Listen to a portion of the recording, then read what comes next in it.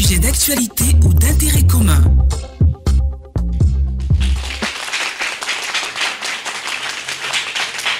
Madame, Monsieur, bonjour. Après le succès de la radio décentralisée dans la région de l'Indénié-Djuablin, nous sommes de retour une semaine après à Niablé. Présentement, nous sommes au palais, bien sûr, du chef de canton de Niablé. Les portes du palais nous ont été ouvertes et nous avons tout ce qui va avec. En face de moi, c'est Tam Tam par le symbole de la tradition Akan. Et je souhaite qu'on ovationne le chef de canton Nana Kwaku Kwao, le patient 3. Voilà, c'est le chef de canton de Niablé. Et je ne serai pas seul pour conduire cette émission. Un consultant à mes côtés, M. Apani Ngouan Lucien, est le secrétaire du chef. Bonjour. Bonjour. Alors, vous êtes le secrétaire du chef de canton de Niablé. Oui. Alors, il y a un nom qui suscite en moi des interrogations. Nana Kwaku Kwao, le patient 3. Le patient, c'est un mot français. C'est un mot français, c'est un mot à particules. Ça donne tout son sens de noblesse à notre chef canton. D'accord. Voilà. Parce que quelqu'un qui porte un nom à particules n'est pas donné à tout le monde. Voilà. D'accord. Donc, vous entendez le patient, c'est comme ça il est. Il est patient en tout.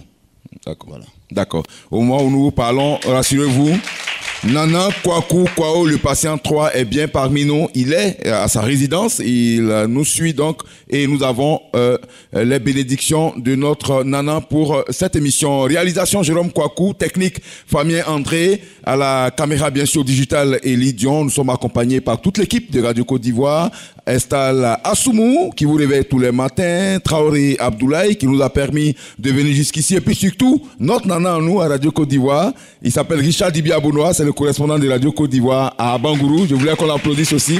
Voilà, c'est toute cette équipe qui est ici pour vous et tout de suite nous allons vous donner la parole. Le principe de l'émission, vous levez la main, on vous donne le micro, vous prononcez. Mais déjà, ce que je voudrais dire pour planter le décor avec la permission de notre consultant, avant de retrouver Madame la 4e adjointe au maire, c'est que depuis la crise de Covid-19, les frontières sont fermées. On me dit que Niablé ne vit plus. Est-ce que c'est vrai, monsieur le consultant? Oui, c'est vrai parce que nous avons nos jeunes commerçants qui vivaient du trafic, de la frontière, aujourd'hui, qui n'ont plus d'économie. Leurs véhicules, parce qu'il y avait le transport Ghana-Niablé, aujourd'hui, tous les véhicules sont stationnés. En tout cas, tout est au ralenti et je dirais même au point mort. Avec le Covid là, en tout cas, l'économie s'est effondrée à Niablé. À Niablé. Même l'autre côté de la frontière au Ghana, aujourd'hui, le premier village est complètement mort. Économiquement. Comment ça se fait? On a dit qu'il y a des gens qui ont leur champ, qui vivent à Niablé, mais qui ont leur champ au Ghana. Comment ils font cela? Bon, lorsque nous étions au beau moment de la maladie, de la pandémie, les gens ne les permettaient pas de partir. Au champ. Maintenant que c'est un peu assoupli, bon, bien que mal, le côté ghanéen les accepte pour qu'ils aillent voir un peu leur plantation. D'accord, c'est quand même intéressant. Hein? On est en Côte d'Ivoire, on a notre champ au Ghana. Hein? C'est vraiment assez pathétique. Je rappelle que Niablé est situé à 22 km d'Abangourou et le centre-ville est seulement à 2 km du Ghana. Nous sommes donc, j'ai le pied droit en Côte d'Ivoire, le pied gauche au Ghana. Ça vous dit que nous sommes à la frontière. Nous allons donner la parole rapidement avant de venir envers vous à Madame la 4e adjointe au maire de Niablé. Je rappelle que le maire se nomme Messou Boadou Edouard et il est représenté ici par la 4e adjointe au maire, Kofi Afwa Ngroma, à qui on va remettre le micro pour le mot de bienvenue. Nous sommes dans votre cité. Bonjour. Bonjour, monsieur. Soyez les bienvenus. Merci. Au nom de monsieur le maire, Messou Boadou Edouard, je voudrais vous souhaiter la bienvenue à Niablé. Et vous dire merci d'avoir pensé à nous. On a entendu parler de vous. Et là, bon, on vous attendait plus ou moins. On vous attendait plus ou moins. Et aujourd'hui, vous êtes venus nous voir. Nous sommes vraiment contents de faire entendre la voix de Niablé à toute la Côte d'Ivoire. Parce que nous avons vraiment des soucis. Si notre voix peut porter, que vous nous aidez à porter notre voix loin, on serait vraiment heureux. Merci d'être venu nous voir. Merci, Madame le maire. C'est pour cela que nous sommes là, bien sûr, à Niablé. Vous avez maintenant la parole, Jérôme Kwaku. Pas faire sillonner le micro. Nous voulons la participation de tous. Il n'y a pas de catégorisation, jeunes, femmes, personnes âgées. Tout le monde a droit à la parole. Donc, le débat est lancé. La parole est à vous. Monsieur, bonjour. Bonjour, monsieur. Présentez-vous. C'est monsieur Angwa Meyer Joseph. D'accord. On vous écoute. On dit lauréat. C'est après de café et cacao. Oui. Si on n'arrive pas à vendre nos cacao, souvent, on nous donne des reçus seulement. On nous donne des reçus et puis il n'y a pas de retour. Donc, on fait comment? Donc, c'est Donc, les produits agricoles... Les produits agricoles, on vous les enlève, mais on ne paye pas sur place. On ne paye pas sur place. On ne paye pas sur place. Merci beaucoup. Alors, on rappelle, Niablé est appelé aussi la cité des lauréats. C'est pour la raison toute simple que par le passé, la Coupe nationale du progrès, on peut le dire, appartenait à Niablé. Chaque année, Niablé remportait cette coupe-là. Il y a de grands planteurs. On va saluer la mémoire d'ailleurs de Sansan Kwao, qui est de Niablé, qui est très connu en Côte d'Ivoire, et de Yao Fils Pascal. Voilà, autant, en tout cas, de lauréats dans cette cité. Un autre intervenant, bonjour. Bonjour. Présentez-vous, monsieur. Moi, c'est Yahi Marcelin. Oui. Ex-contrôleur des produits à la caisse de stabilisation. D'accord. Et actuellement retraité. Ok. Je suis planteur. D'accord. Les préoccupations sont très énormes. Je suis là depuis 83. Donc, ça veut dire quoi? Niamblé est une ville qui prospère. Mais à un certain moment, tout est au ralenti, comme l'a dit le consultant. Vous savez, si on veut prendre tous ces effets-là, nous allons passer plus de 10 heures. Donc, comme il faut être bref, relater ce qui ne va pas à Niamblé. Premièrement, vous avez le problème de route. En hivernage, les planteurs ne peuvent pas accéder à la ville. Et plus nous avons assez de fonctionnaires, et on pense même que Niamblé devienne un jour préfecture. Mais ce n'est pas les bâtiments, c'est la nourriture. Il faut qu'il y ait à manger. Nous luttons la nourriture avec les Ghanéens. Puisqu'au lieu de venir à Niamblé-Ville, nous sommes obligés d'aller vendre au Ghana. Ils vendent les produits publiés. Oui, mais bien sûr. Ils vendent ça au Ghana plutôt qu'à Niamblé. Mais bien sûr, puisqu'il n'y a pas de route, il n'y a pas de pont. Je vous inviterai personnellement, si un jour vous le désirez, ça me ferait plaisir. À Mamproussi, à ça me ferait plaisir. À l'heure actuelle, on ne sait même pas, même avec la moto, on ne peut pas. Deuxième point, vous avez l'adduction d'eau. J'ai été le premier à acquérir un compteur d'eau. Mais aujourd'hui, je suis obligé de creuser un puits dans ma cour, avec ces villas qui coûtent des millions. S'il faut prendre de l'eau, mettre dans la douche, si ce que nous disons peut vraiment porter, ça nous intéresserait. D'accord. Rassurez-vous, Radio Côte d'Ivoire est là avec ses populations. C'est d'ailleurs pourquoi nous sommes là. C'est la proximité. Donc, nous allons, bien sûr, là où les autres n'y vont pas, parce que nous voulons avoir les préoccupations les plus sincères des populations. Le micro est toujours ouvert. Le temps pour moi de revenir après au consultant par rapport aux produits agricoles dont parlait tout à l'heure notre ami. Madame, bonjour. Bonjour, monsieur. Présentez-vous. Je m'appelle Tiemele Angora Anastasie. D'accord. Je suis planteur, en même temps président des femmes de Niamblé. D'accord. Comme l'a bien dit monsieur Yahi, pour accéder à nos plantations, il n'y a pas de route. Même avec la moto, nous les femmes, quand nous montons sur les motos, nous partons, nous venons le lendemain, nous ne pouvons plus passer. Et puis encore, comme on l'a si bien dit, on ne se répète pas. Mais il faut qu'on s'accentue dessus. Nos produits ne sont pas bien achetés. Par exemple, le cacao, comme on le dit. Cette année, tu perds ton cacao. D'autres, ils ont vendu leur cacao depuis novembre. Ils n'ont pas encore perçu leur argent. Ils n'ont pas encore été payés. Pas encore été payés. Et quand c'est comme ça, on ne peut pas avoir une vie meilleure. Parce que tu as vendu ton cacao, c'est de ce que nous vivons de cacao. Maintenant, tu as vendu, on ne t'a pas payé. Tu es allé à côté prendre un petit crédit pour pouvoir te dépanner. Quand le jour que tu vas avoir ton argent, tu as payé le crédit, tu n'as plus d'argent. Or, ici, là, il y a des femmes qui sont des chefs de famille. Elles ont les enfants, les familles, les petits-enfants à leur charge. Mais vous voyez, la vie n'est pas aisée. Et puis, bon, vraiment, il faut qu'on voit ça. Comme on dit, l'eau est chère, le courant est cher. Actuellement, avec les coupures, et puis l'eau même, d'autres même, ça fait 2 ans, 3 ans, ils n'ont pas d'eau dans leur robinet. Mais on les envoie toujours des factures. Des factures. Et à ce temps où le courant, on dit c'est-à-dire de ne pas le dire. Mais on a tout avec ces coupures-là, toujours le même montant vient. Si j'ai reçu ma facture, cette facture 20 000 francs. L'autre facture qui va venir, c'est 20 000 francs. Pourtant, il n'y a pas l'eau. Il n'y a pas l'eau. En ce moment, où ils vont prélever et puis on va facturer de 20 000 francs. D'accord. Madame, concernant le cacao, gardez le micro. Concernant le cacao, vous dites que ici, on enlève le cacao, mais on ne paye pas cash. C'est-à-dire que vous partez avec votre reçu, c'est plus tard qu'on vous paye. Pourtant, juste à côté au Ghana, on s'inquiète. Hein? Est-ce que notre cacao ne rentre pas là-bas? En tout cas, vraiment, moi, je suis dans une coopérative où ma coopérative ne va pas au Ghana. Vous ne vendez pas au Ghana? Non, non. Mais on a 2 kilomètres seulement. Les planteurs qui sont au Ghana, il y a des planteurs ivoiriens parce qu'avant, nos parents ont fait des plantations au Ghana. Ils vendent ça au Ghana. Et puis, ceux qui sont à la frontière, choses comme on dit, à Mampoussi, à Camp, l'état de la route ne leur permet pas de venir vendre ici. Quand tu prends Mampoussi ou bien Camp, ce sont les textes seulement qui séparent la Côte d'Ivoire du Ghana. Donc, eux, ils préfèrent vendre au Ghana. En tout cas, en toute sincérité, il faut le dire. D'accord. Si la route est bonne, avant, quand la route était bonne, la personne ne vendait. Même ceux qui étaient à la frontière de Camp Mampoussi, là, ils envoient leurs produits à Niablé. Il n'y a pas de pont même pour accéder au Ghana.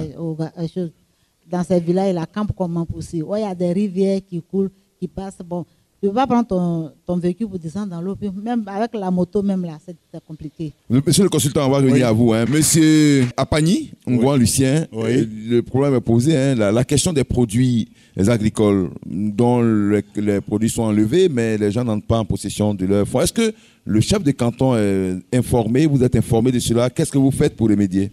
Bon, en fait, nous sommes informés. C'est un problème national. Le problème n'est pas type de Niablé, mais c'est comme nous sommes à Niablé. Comme nous sommes à Niablé, c'est le cas de Niablé qui nous intéresse. D'accord. Nous vendons nos produits aux coopératives et le coopérative en charge d'aller vendre à Abidjan, faire le déchargement à Abidjan. Mais quand les véhicules vont, des fois c'est 1 mois, 2 mois. Vous voyez, il y avait un prix qui était fixé par l'État ivoirien qui était de 1 000 francs. Mais depuis novembre, les gens envoyaient leurs produits à Abidjan.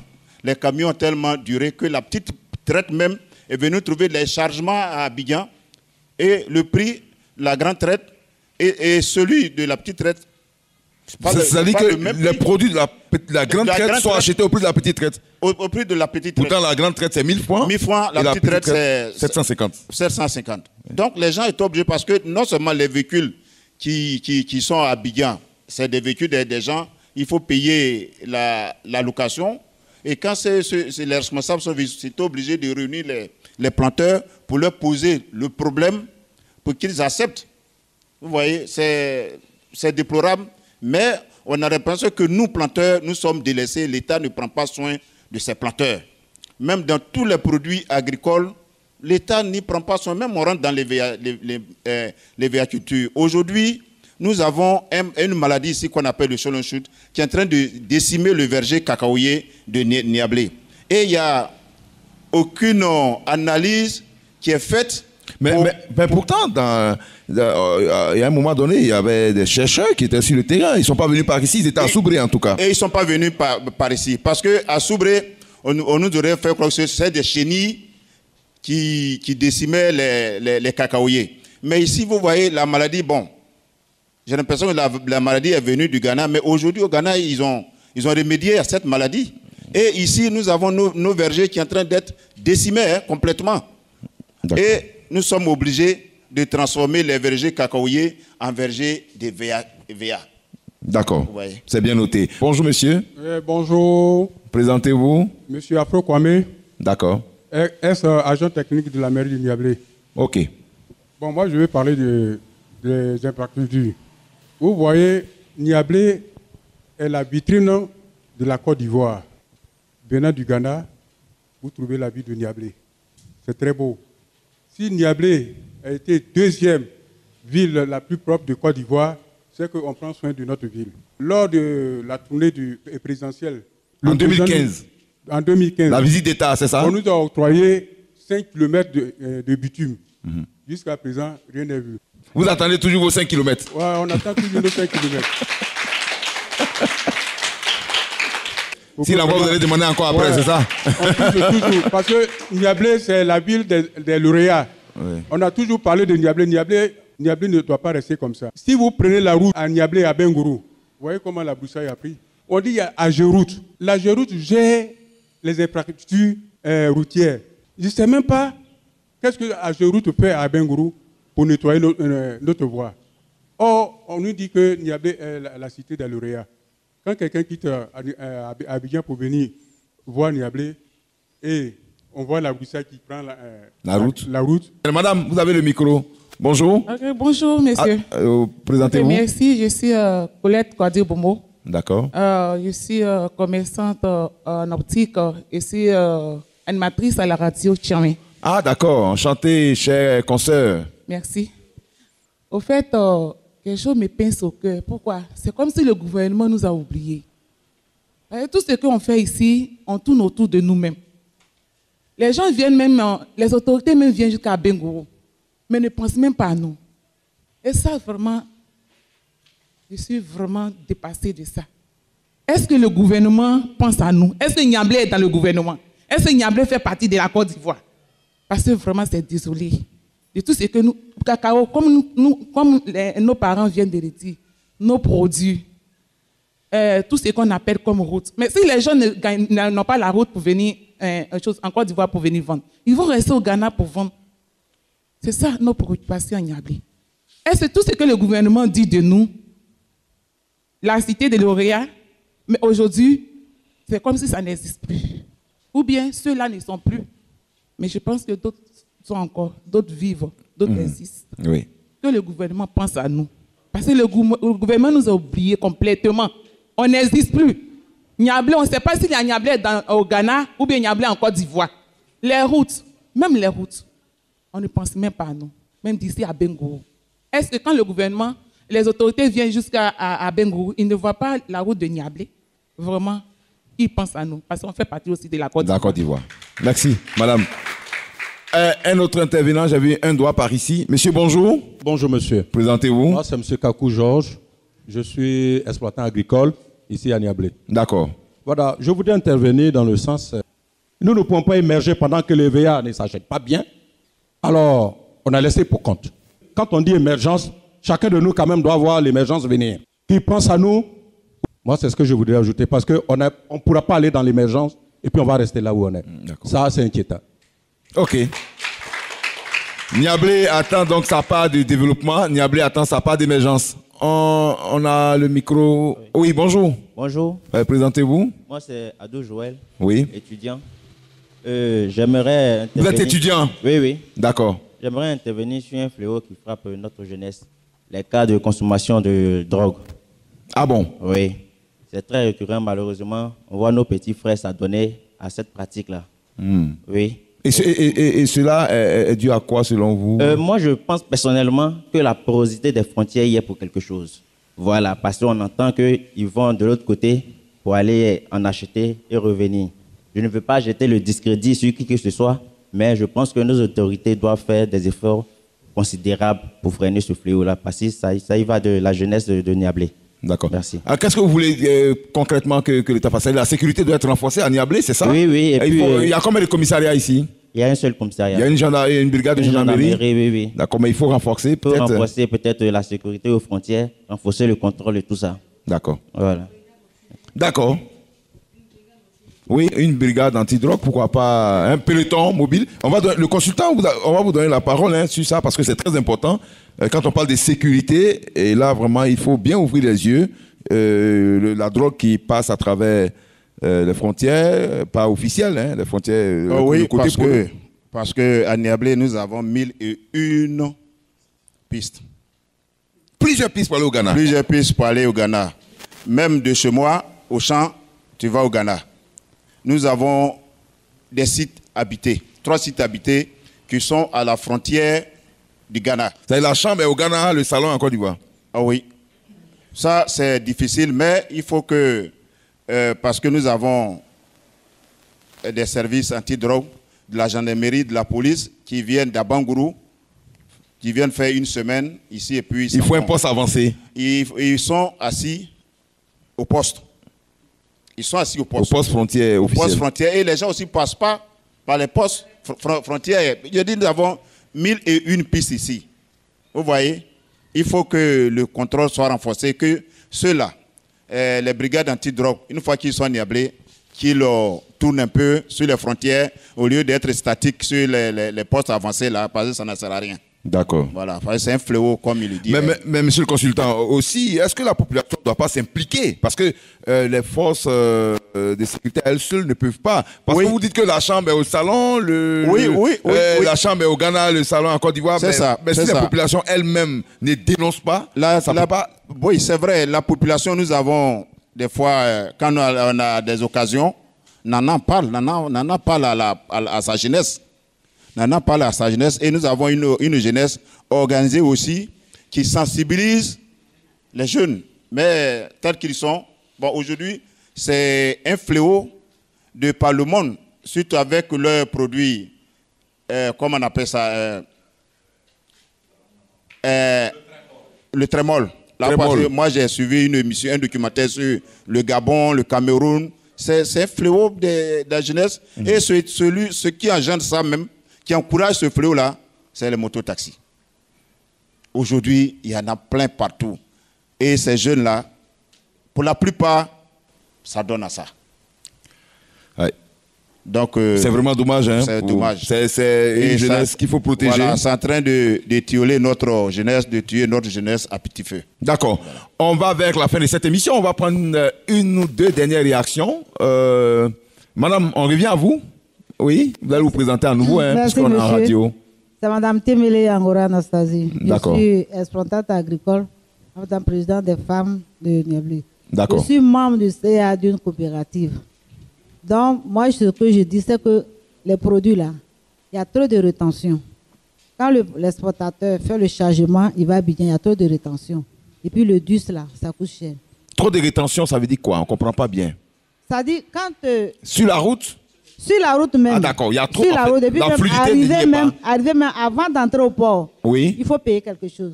Avant que les taxes... racket, vous parlez du racket.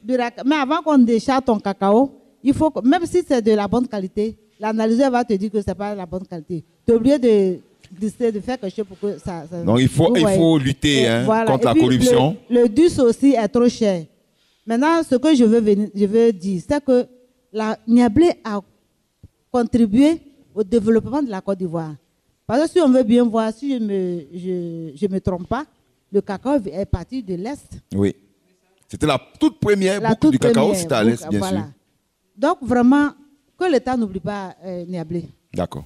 Une dernière intervention et on va passer au consultant et à Madame le maire pour terminer cette émission. Mais on revient donc à notre aîné. Bon, vous allez vous présenter à nouveau, hein, on est à radio. Donc, c'est M. Yahi Marcelin. D'accord. Ex-contrôleur des produits, aujourd'hui planteur.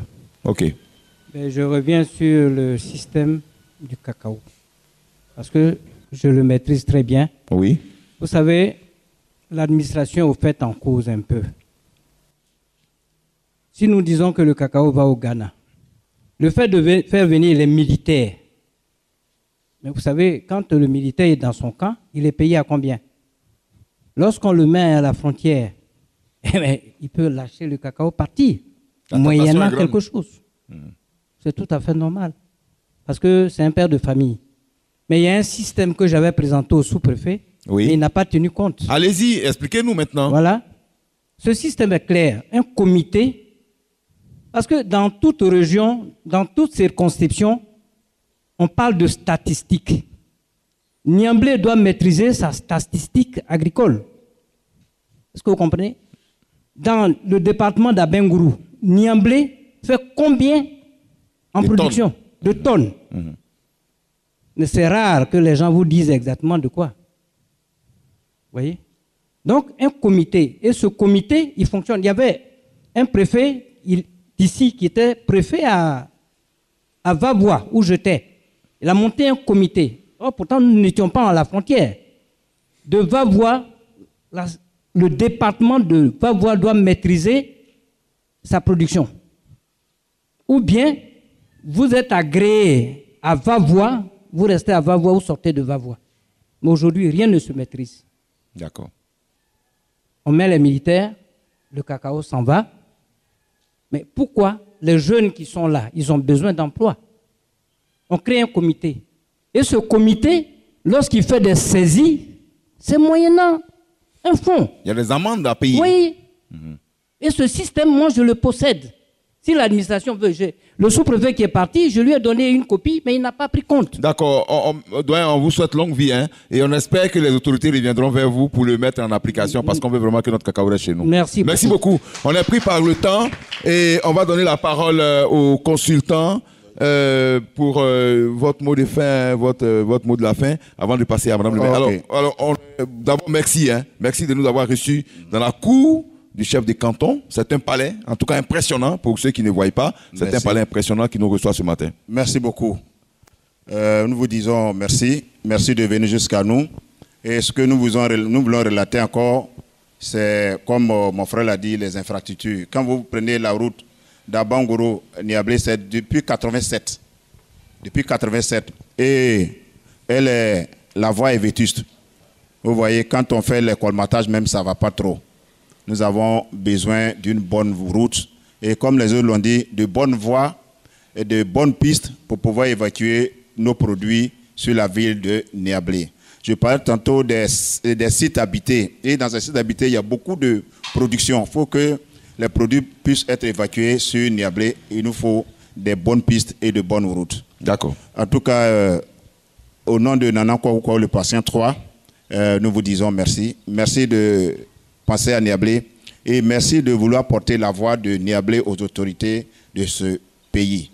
En tout cas, merci à vous et que Dieu fasse que votre mission vive très longtemps. Amen. Merci.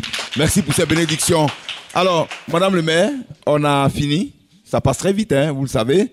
Et on va vous écouter aussi. Vraiment, ça a été trop rapide. On voudrait encore... hein? Ça a été trop rapide pour nous. Je voudrais vous dire merci d'être passé. Bon, on n'a pas été prévenus, je le dis. Mais vraiment, vous savez que chez nous, c'est mercredi pour vous avoir quelqu'un. Donc, je voudrais dire merci à tous ceux qui ont pris de leur temps pour venir participer à cette émission. Je voudrais dire merci à Nana Pingouan. Vendredi, c'est très cher pour eux. Mais quand même, ils sont venus parce qu'ils aiment Niablé. Et nous aimons tous Niablé. Je voudrais dire merci au nom de monsieur le maire, M. Baudouin-Edouard. Il avait voulu être là, mais il a été prévenu un peu tard. D'accord. Merci à tous. Merci d'être venu. Que Dieu vous bénisse. Amen. Merci. Ainsi donc s'achève ce numéro de La Parole est à vous. À la technique, il y a bien sûr notre ami Fabien André, réalisation Jérôme Kwaku, assisté bien sûr de Estelle Dassa, Traoré, Abdoulaye, Richard Dibi Abounois, la caméra pour le judiciaire, il y avait bien sûr Élie Dion. Demain matin, nous serons à Falikro, c'est sur la route Niablé à Bangourou. Là-bas également, nous irons voir les difficultés de nos parents paysans. C'est la nouvelle dynamique à Radio Côte d'Ivoire. On passe un moment dans nos bureaux au plateau, mais après on sort pour venir vers vous, recueillir vos préoccupations, parce que le constat, c'est que tout le monde n'arrive pas à avoir la ligne pour que cette émission La Parole est à vous. Et donc, merci beaucoup. En tout cas, à toute l'équipe de production, je suis à Bakaïko à ce micro. À demain. Radio Côte d'Ivoire, Abidjan 88.fm.